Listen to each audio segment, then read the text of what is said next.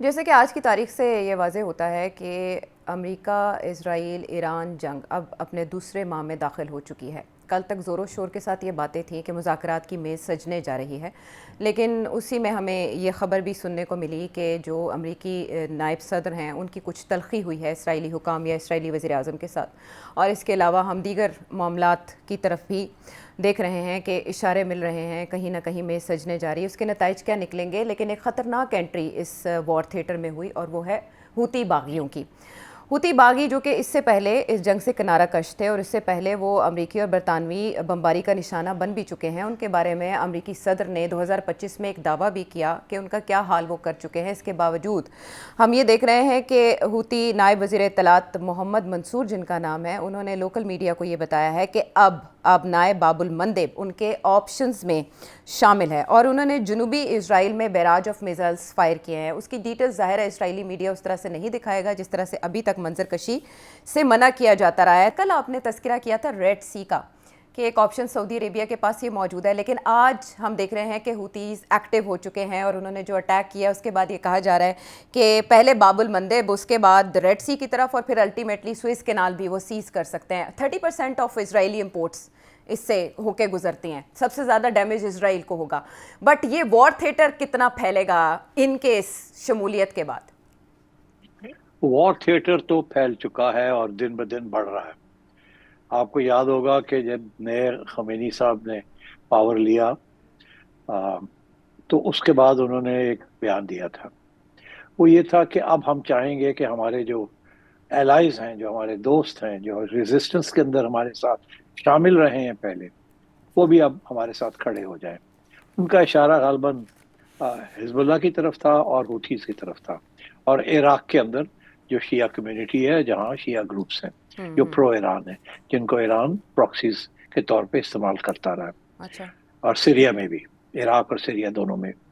تو اب ہوا یہ ہے کہ ایک ایک کر کے سب سے پہلے تو حزب اللہ کھڑا ہو گیا، اور حزب اللہ نے ٹھیک ٹھاک اسرائیل کو روک دیا ہے۔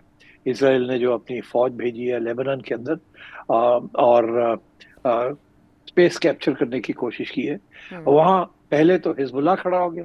حزب اللہ نے راکٹس مارنے شروع کر دیے تل ابیب اور حفصہ کی طرف، اور کافی ڈرونز بھی اٹیک ہوئے۔ تو اور اسرائیل کا جو خیال تھا کہ حزب اللہ کو بالکل ناک آؤٹ کر دے گا یا حزب اللہ نہیں کھڑا ہوگا اس کے سامنے، وہ بالکل غلط نکلا، ان کا جو پریڈکشن تھی یا اسیسمنٹ تھی۔ مگر اس سے بھی آگے بڑھ کے ان کا یہ خیال تھا، اور وہ پریشر بھی ڈال رہے تھے جو لیبنان کی جو کرسچن گورنمنٹ ہے اس وقت، تو ان کے اوپر بھی پریشر تھا کہ آپ پیچھے سے حزب اللہ کو دھکیلے، آگے سے ہم ماریں گے۔ اچھا۔ اور یہ بھی ان کی کوشش رہی اسرائیل کی، مگر وہ بھی اب ناکام ہو گئی، کیونکہ وہاں کی جو حکومت ہے اس کا یہ فیصلہ ہو گیا، وہ کرسچنس ہے کہ ہم مسلم حزب اللہ کے ساتھ کھڑے ہوں گے ٹو پروٹیکٹ لیبنان۔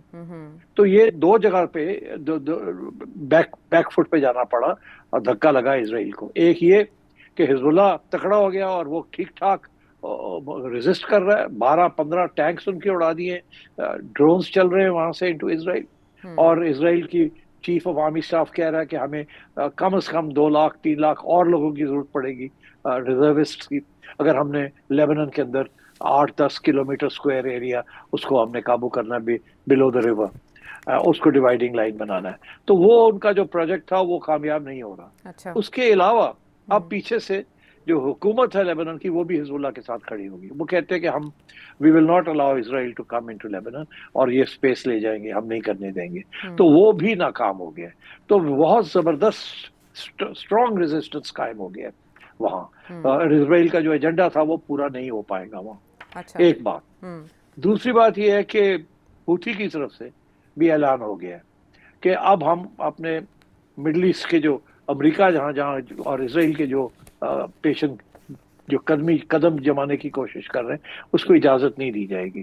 اور اس کا بیسک مطلب یہی ہے کہ ہم ایران کے ساتھ کھڑے ہوں گے، اور وہ انہوں نے اب اعلان کر دیا ہے، اور ایک آدھ میسائل بھی مار دی ہے دکھانے کے لیے کہ ہمارے پاس میسائل بھی ہیں جو تل ابیب تک پہنچ سکتی ہیں۔ اور تو اس سے ساتھ ایک نیا ڈائمنشن کھڑا ہوگی، جو کہ پہلے ڈونلڈ ٹرمپ کو جو اپنے کلپ سنایا ہے اس سے یہ ایسے ظاہر ہوتا ہے کہ یہ پرانی اگریمنٹ ہے، اور جس کے تحت امریکہ نے بمباری بند کر دی تھی اور چلے گئے تھے واپس، اور پھر یہ रेड सी के ऊपर लड़ाई झगड़े बंद हो गए थे और हुथीज ने अटैक करना बंद कर दिया। मगर अब हुथीज ने ये फैसला किया कि नो, अगर डोनाल्ड ट्रंप अपने वादे जो है तोड़ सकता है और धोखा दे सकता है तो ठीक है, फिर हम ईरान के साथ खड़े हैं। और उन्होंने भी ऐलान कर दिया। ये this is a second very major development जो कि बड़ी तकलीफ होगी, क्योंकि अगर स्ट्रेट ऑफ हॉर्मुज बंद है और अगर रेड सी के ऊपर भी हुथीज उसी किस्म का कंट्रोल ले लें जो कि ईरान ने लिया हुआ है ऑन हॉर्मुज, तो बिल्कुल ही ये तो बहुत बड़ा, वो तो यहाँ से तो 20% है, तो 20-30% वहां से भी आती है तेल, तो ये तो बिल्कुल it will be a biggest global crisis ever. और इसको संभालना बहुत मुश्किल हो जाएगा फॉर अमेरिका, बहुत मुश्किल हो जाएगा। तीसरी बात कि जो ग्रुप्स हैं इराक के अंदर, उन्होंने भी ईरान का साथ देना का फैसला किया है, बिकॉज अमेरिका कोशिश कर रहा था कि कुर्दों को उकसा के ईरान के खिलाफ चलाया जाए और कुर्दों को हथियार दिए जाए, पैसे दिए जाएं जो कुर्द उधर हैं, और उन्हें कहा जाए ईरान के अंदर जाके और आप टेरिटरी को सीज करें। ईरान के रेवोल्यूशनरी गार्ड्स ने ये धमकी दी थी कि अगर ऐसे हुआ तो हम कुर्दों के ऊपर अटैक करेंगे, और उन्होंने जब कुर्दों ने थोड़ी बहुत हिलचुल करने की कोशिश की तो ईरान ने अटैक्स भी किए। मगर अब जो सबसे इंपॉर्टेंट बात यह है कि इधर से ईरान अटैक कर रहा है, दरमियान में कुर्द, और पीछे से इराकी मिलिशिया जो है, जो प्रो शिया मिलिशिया, जो प्रो ग्रुप्स हैं, जो ईरान के प्रो ग्रुप्स हैं, उन्होंने भी कुर्दों के ऊपर अटैक करनी शुरू कर दी। तो विद द रिजल्ट के कुर्द भी न्यूट्रलाइज हो गए। तो आई थिंक कि ये 3 फ्रंट्स पे जो सपोर्ट मिल रही है ईरान को, और जो कोशिश की जा रही थी कि किसी तरीके से ईरान को और भी कमजोर किया जाए, वो अब कामयाब नहीं होगी, और इस वक्त ईरान और उसके साथियों का हाथ हावी है। तो this is made a very big difference, जो कि अब समझ आएगी अमेरिका को और इसराइल को कि उनका जो सारा प्रोजेक्ट था वो बिल्कुल टोटल कोलैप्स पे आ चुका है, और सारी रेजिस्टेंस जो है वो आगे बढ़ रही है। अच्छा सेठी साहब, जिस तरह से आपने इशारा किया, अपर हैंड इस वक्त ईरान का दिखाई देता है, और वेस्टर्न मिलिट्री एक्सपर्ट्स जो हैं वो भी ये मान रहे हैं कि ईरान को एज हासिल है। ऐसे लगता है कि गेम इसराइल और अमेरिका के हाथ से आहिस्ता आहिस्ता निकलती जा रही है, और वो ये मिस कैलकुलेशन कर बैठे हैं कि ईरान कैसे रिएक्ट या रिटेलिएट कर सकता है। इस पॉइंट के चोक होने के बाद ऑयल प्राइसेस को आप $200 फी बैरल तक पहुंचता देख रहे हैं? अगर कोई सेटलमेंट ना हुई बिटवीन ईरान एंड अमेरिका जल्दी, ये जो 10 दिन दिए हैं डोनाल्ड ट्रंप ने, तो रेड सी भी है, ये भी हॉट हो जाएगा, यहाँ भी मसले बनने शुरू हो जाएंगे। और 2 चीजें होंगी, एक ये कि जो डोनाल्ड ट्रंप वादे कर करके कि अगले 10 दिन में, अगले 5 दिन में हम मसला हल कर रहे हैं, वॉर खत्म हो रहा है, वो वॉर खत्म नहीं होता। और अगर वॉर खत्म नहीं होता तो इन्फ्लेशन अमेरिका में बढ़ेगी, गैस प्राइसेस अमेरिका में बढ़ेंगे, और स्टॉक मार्केट गिरेगी, और तेल की कीमत बढ़ेगी। वो तो डोनाल्ड ट्रंप के लिए बहुत ही सुइसाइडल है, जैसे कहते हैं ना, बहुत मसला है उसके लिए। दूसरी तरफ ये है कि उधर से वो रूबियो साहब जो हैं वो कह रहे हैं कि अभी तो 2 हफ्ते, 1 हफ्ते, 1 महीना और चल सकता है, ये जंग जो है चल सकती है। एक तरफ वो ये कह रहे हैं कि हाँ नेगोशिएशंस होंगी, मगर दूसरी तरफ ये भी कह रहे हैं कि शायद 2 हफ्ते, 1 महीना और लगे। और वो मेरा ख्याल है रियलिस्टिक बात कर रहे हैं।